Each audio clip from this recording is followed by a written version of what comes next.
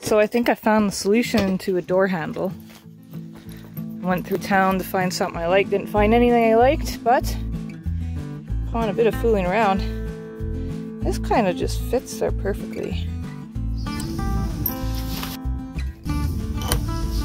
One of the first things I thought I would do to make this just a bit easier is do our fitting like this, and then doing a mark where we're going to want to drill through.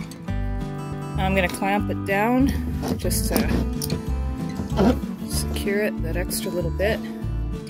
Makes it easier. Sorry, getting eaten alive by mosquitoes. Have to feel around it and find where it wants to seed. And there we go. The clamp fell off almost immediately, so I just did without.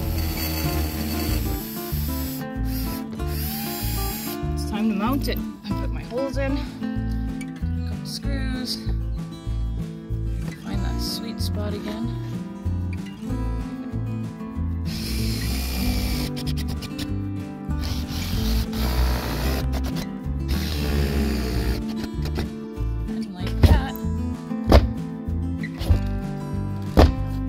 We got a door handle.